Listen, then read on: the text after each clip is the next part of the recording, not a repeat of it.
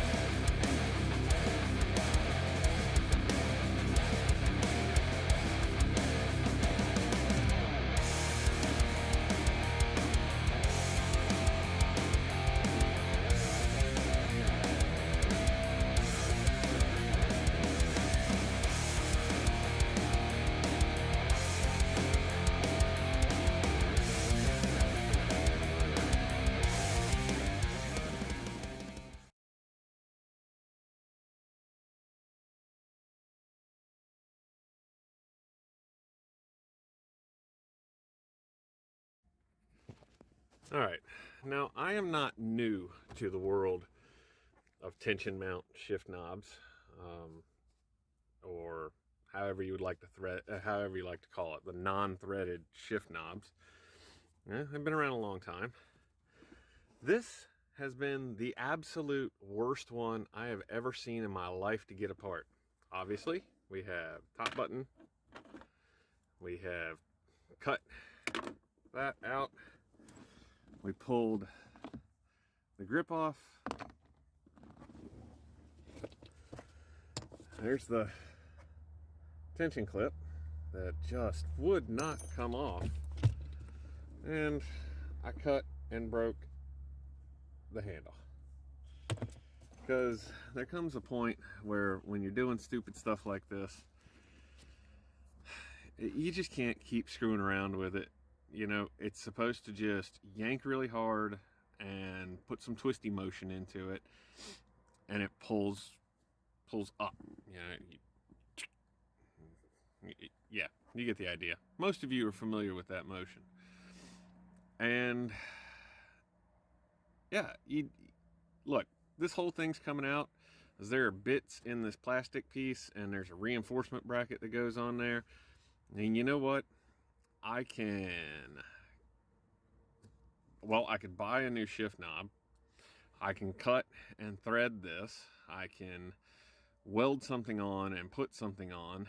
And that's all I'm going to do. I'm going to go through my collection of knobs and baubles and balls and hand pieces and things like that, and I'm going to find something that I like, and then I will probably repurpose this, and maybe this guy.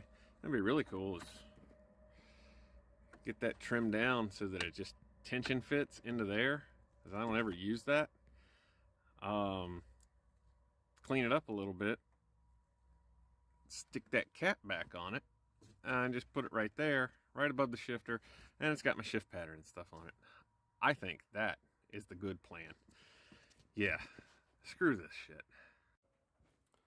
Okay, so shifter is completely disassembled. Hunted around in my miscellaneous stuff, and I have a ton of these old trackball rollers. I always keep them whenever the trackball goes bad, so I've got like 3 or 4 of these things running around. I measured out, let's see if I can do this one-handed. I do not have my tripod. This guy is right about 11 millimeters, because a lot of times I just find it easier to measure it out and then convert it over to whatever I need to convert it over to. But I seem to have enough room. Should be able to cut this guy off. It's got a nice flat, let's see, can we show? Yep, it's got a nice flat shelf. I should be able to make a nice clean cut. Center punch it and drill it out. And then I got this nice little quarter stud. It's 1/4 on one side, 1/4 1/28. It's coarse thread on one side, fine thread with the other. I haven't quite decided which one's going to go where yet, but I can put that in to here. It's got a nice little stopper on it. Then I can drill and tap the ball and screw it on.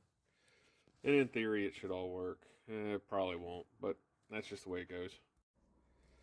Okay, so after messing around a little bit, I'm done. Got some flat black on here. Studs installed. Yep, there's my new shift knob.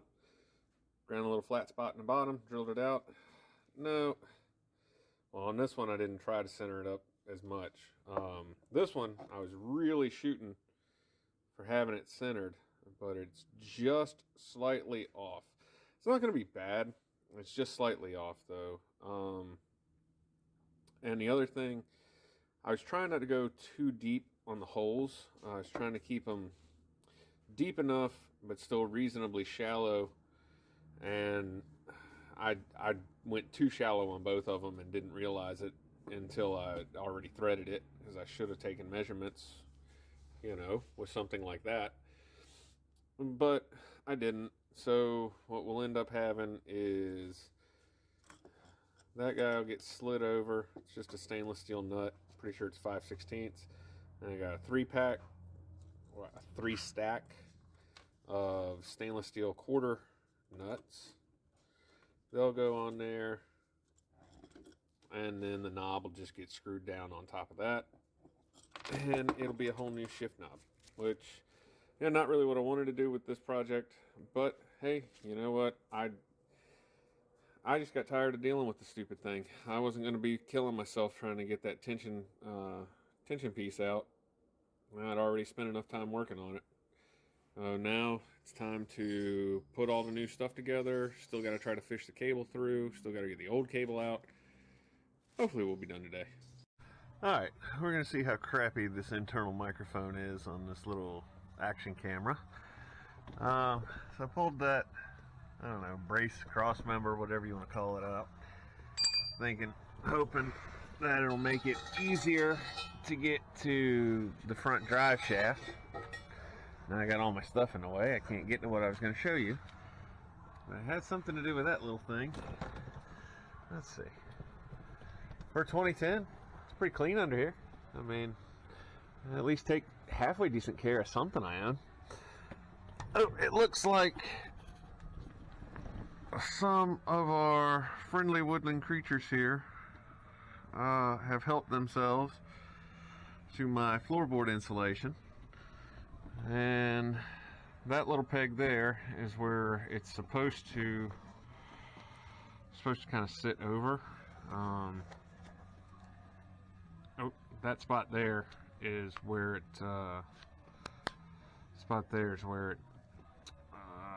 was originally attached.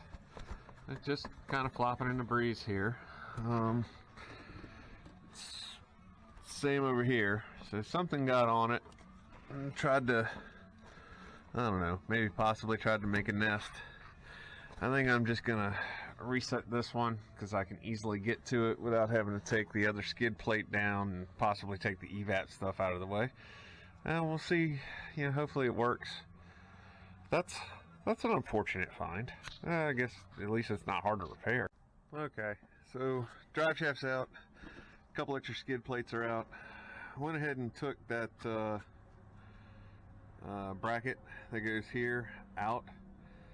I know from watching videos on how to do this job that the yoke is supposed to come off. For right now, I'm only unbolting it because I had access to it. For as much as I like to pick on the cult that is Snap-on, they do make some really nice hand tools. So if you don't have one of these like 20-mile flexible head ratcheting wrench sets, you really probably ought to get one. I don't care if you buy it from the cult or you go buy it from Harbor Freight. Those things are pretty awesome. Also, if you can ever find them, because I'm pretty sure Craftsman has changed hands enough these days that they stopped making them. They used to, about 20 years ago, sell a set of Craftsman double-ended open, so they don't have a box in on them at all, and it's 2 sizes per wrench. They're longer than a standard wrench and about half as thick as a standard wrench. Well worth the set. I've had mine for like 25 years and never had to use them. You know, at least like your half 9/16, your 3/4, and your 3/8 7/16. Man, used the crap out of them when I was in the shop, and never bent one, warranted one, nothing. They're still going strong. When they finally do die, I am going to be epically sad. The world will drown in my tears. And can we also take a moment to appreciate this rear drive shaft? I mean, this is a JK. This is a truck with like a truck. This is a Jeep. You know, this is the 4-door model with the V6 and the tow package. So it has a combined tow weight of like 3,500 pounds. You know, I think it can tow like a 6-pack of beer. Look at the size of this rear drive shaft that then just bottlenecks down into this little I don't even understand this. You got a 3-inch hollow steel drive shaft that bottlenecks down into like a 1-inch spud. I don't get it. This is the craziest. I love the thing. I mean, I really do, but I guess it's really time to invest in some drive shaft and upgrades and some yoke conversions. Come to think of it, now probably would have been the ideal. All right, it's a new day, bright, sunny, cold, and still working on getting this cable in. Somehow yesterday, as I was getting the cable hooked up, I managed to knock the transfer case shift lever into neutral, and now it's kind of stuck between going all the way back from transfer case side anyway, going all the way rearward into 4 low and neutral. Pull on it, pull on it, pull on it. I can't quite get I don't know if I just can't get the leverage I need or what. I'm assuming because transmission's in park, the emergency brake's on, and the back wheels are on the ground, that it needs to be rocked just a little bit to get it from neutral back up into the high ranges. So now, kind of fighting with that. Tried to hook the cable up just to like force it, and it doesn't seem to be working. I don't seem to have enough throw on it. Pushed it all the way back into 4 low, hooked the cable up with the cable all the way with the mechanical shifter all the way back, put the cable back on it, and I can feel it wanting to go to 4 high, but it doesn't have enough pull to get it to 4 high. I'm not sure if something's in a bind or what. It's just being really weird.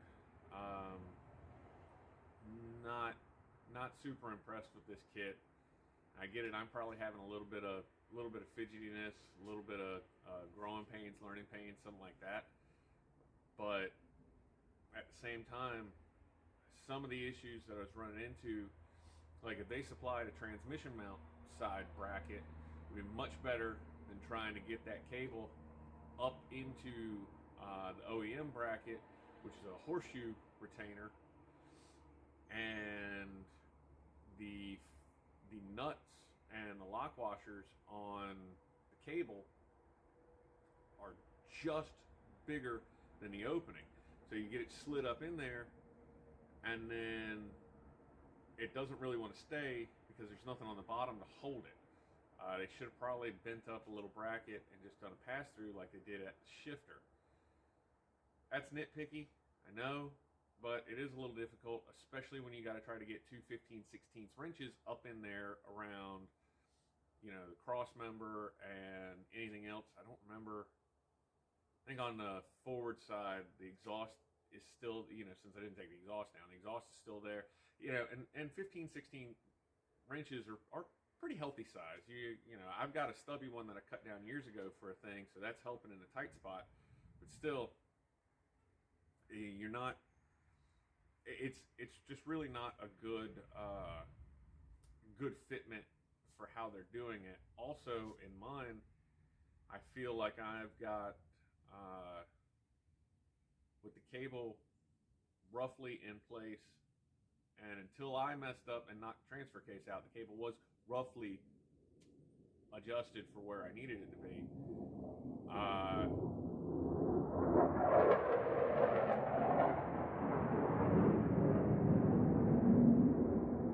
Jets are out this morning.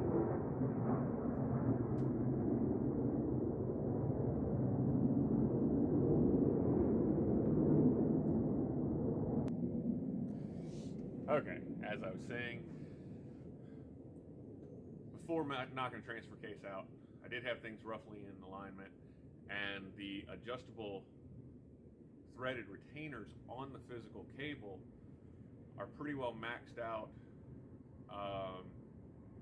directionally. I'm hoping I can change that, but if that's kind of how they go in and they're not centered or whatever, and the end nut on one end of the threaded adjustment is just held on by a couple of threads because that's all the space you have to work with, it's not really a good thing either. At this point, I really kind of wish I knew about the Novak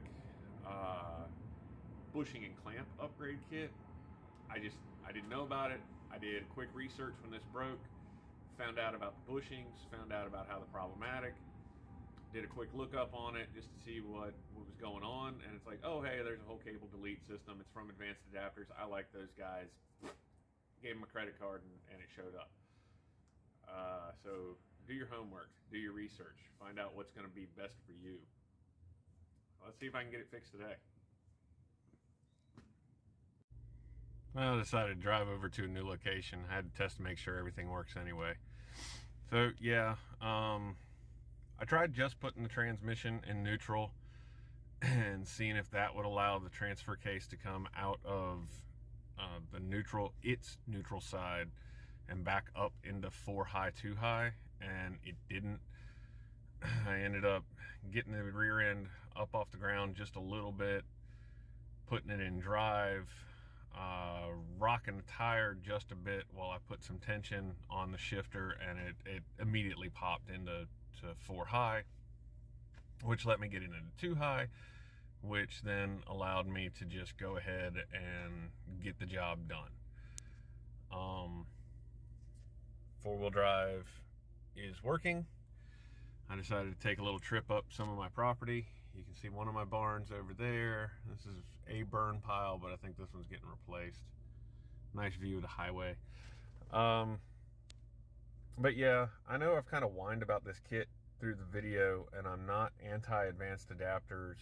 I am just a little disappointed. I've been using them now. Shoot, I've been working on cars since I was a kid, so we'll say between my family buying them when I was young, and then me personally buying them, and me installing them and whatnot on customers' cars through the years, or in different things in fleet. I've been using them probably on and off now for like 30 years, so I trust them. I like them. I just have a few nitpicky gripes about the kit. I don't like that the heim joints at the end of the cable, for me to get the adjustment the way they talk about, the heim joints are fully threaded on, minus maybe 1 to 2 threads. So they're all the way on the cable. I mean, it might as well be positive engagement, no questions asked. And the cable mounting points, also the adjustability in the outside body of the cable where it attaches, they are all the way.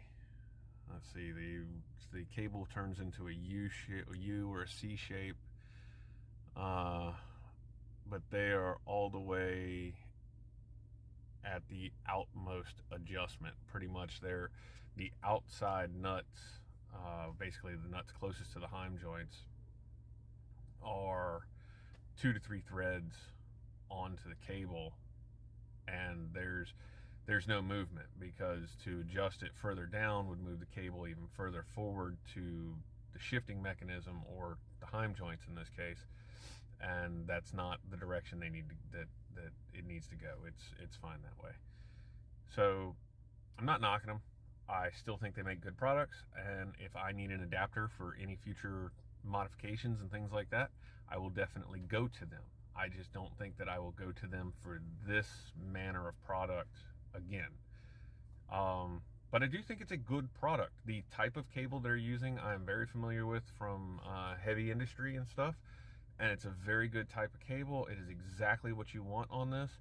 The heim joints, I probably would have picked a different style, but I think I get around why they have the ones that they do in here. And there's absolutely nothing wrong with them.